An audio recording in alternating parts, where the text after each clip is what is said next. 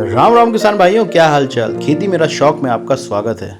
भाइयों, क्या आप अभी भी पुरानी बासमती किस्म लगाकर कम पैदावार, ज़्यादा बीमारी और ज़्यादा खर्च झेल रहे हैं?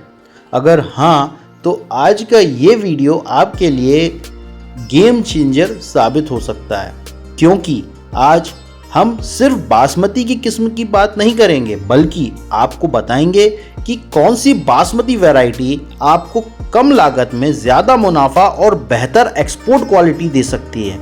और सबसे बड़ी बात, हम आपको सारी वैरायटी सिर्फ दो कैटेगरी में समझाएंगे, जल्दी पकने वाली और देर से पकने वाली। क्योंकि सच्चाई ये है कि मीडियम और लेट में सिर्फ 5 से 10 दिन का ही फर्क होता है, लेकिन इस छोटे से फर्क के कारण किसान भाई अक्सर कंफ्यूज हो जाते हैं। तो चलिए शुरू करते हैं। भाइयों, सबसे पहले बात करते हैं जल्दी पकने वाली बासमती किस्म, जो कि 120 दिन में तैयार हो जाती है, जैसे पूसा बासमती 1509। ये वैरायटी भारत की सबसे ज़्यादा बोई जाने वाली जल्दी पकने वाली बासमती वैरायटी है। ये करीब 115 से 20 दिन में तैयार हो जाती है, मतलब सीड टू सीड। जिस दिन आप रोपा डालेंगे उस दिन से लेके कटाई तक का समय। वैसे 20 दिन का अगर आप रोपा तैयार करते हैं तो ये वैरायटी 100 दिन में आपकी कट के तैयार हो जाएगी। ये वैरायटी पानी की बचत भी लगभग 30% तक कर देती है, क्योंकि जल्दी आती है, और उत्पादन भी इसका 16 से 22 क्विंटल तक प्रति एकड़ तक देखने को मिला है।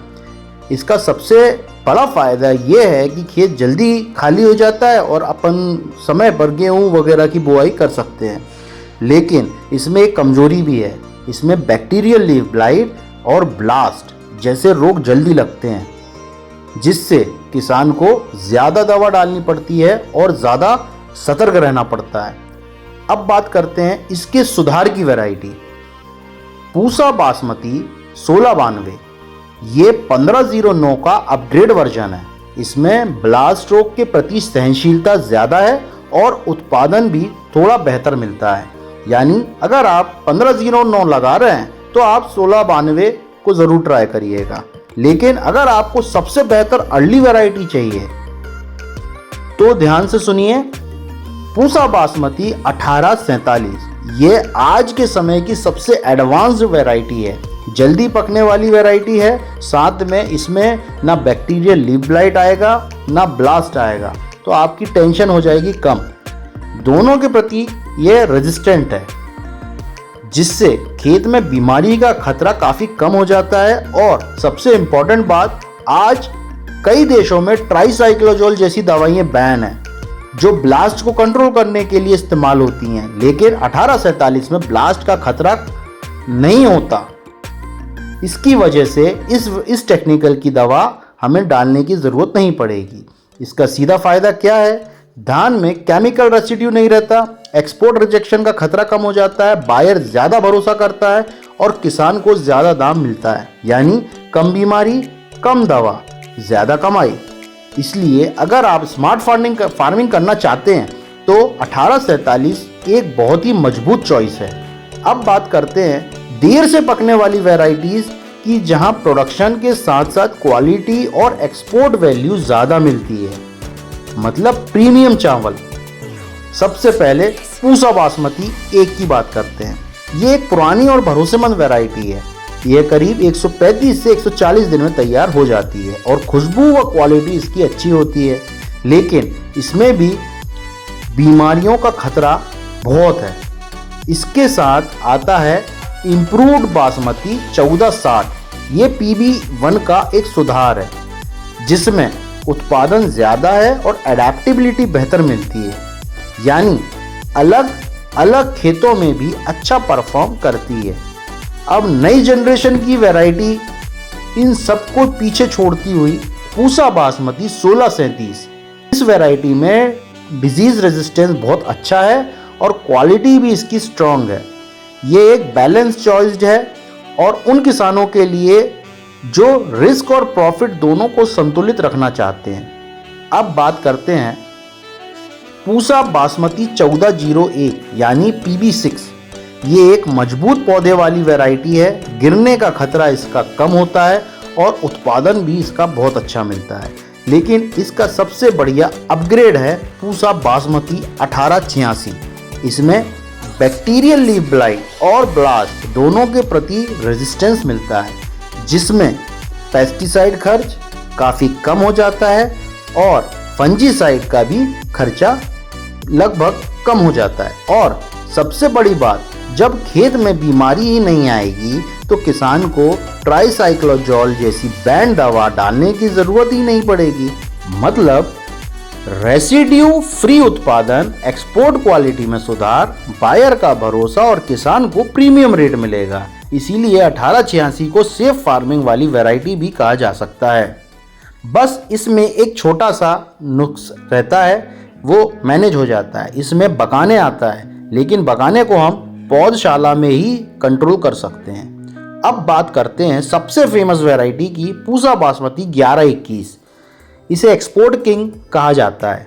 इसका दाना भी सबसे लंबा होता है। पकने के बाद ये अपने से दुगना साइज का हो जाता है इसका दाना, और मार्केट में इसका अच्छा दाम मिलता है। लेकिन इसमें भी डिजीज़ जल्दी लगती हैं। इसका सुधार है पूसा बासमती 1718, जिसमें बैक्टीरियल लीफ ब्लाइट के प्रति रेजिस्टेंस मिलता है और प्रोडक्शन भी स्टेबल रहता है। और अब सबसे एडवांस वर्जन 1121 वैरायटी का जो आज है वो है पूसा बासमती 1885। यह वैरायटी बैक्टीरियल लीफ ब्लाइट और ब्लास्ट दोनों के खिलाफ स्ट्रॉन्ग रेजिस्टेंस है। साथ ही ग्रेन क्वालिटी टॉप क्लास है और एक्सपोर्ट डिमांड बहुत मजबूत है। और यहाँ भी वही सबसे इम्पोर्टेंट बात, क्योंकि इसमें डिजीज रेजिस्टेंस अच्छा है, इसीलिए ट्राइसाइक्लोजॉल जैसी बैंड फंजीसाइड की ज़रूरत नहीं पड़ती, जिससे रेसिड्यू फ्री धान मिलता है और एक्सपोर्ट में एक्सेप्टेंस बढ़ती है और किसान को ज़्यादा पैसा मिलता है। इसीलिए 1885 को आज के समय में एक्सपोर्ट फार्मिंग का फ्यूचर भी कहा जा रहा है। अब पूरा खेल आसान भाषा में समझ लो। जल्दी वाली वैरायटी जैसे 1509, फिर 1692 और सबसे बेस्ट 1847। देर वाली वैरायटी में PB1, उसके बाद इम्प्रूव्ड PB1 जो कि 1460 के नाम से आती है, और सबसे बेहतर है 1637। इसमें नो टेंशन में यही लगाता हूँ 1637। और प्रीमियम में जाना चाहते हैं तो PB6 अगर हम लोग लगाते हैं तो उसका सबसे अच्छा वर्जन 1886 ही है। और अगर आपको 1121 में जाना है तो आप 1718 या 1885 लगा सकते हैं। अब सीधी और काम की सलाह, अगर आपका खेत जल्दी खाली करना है तो आप 1847 लगाइए। लेट अगर आप हो रहे हैं तो आप 1847 लगाइए।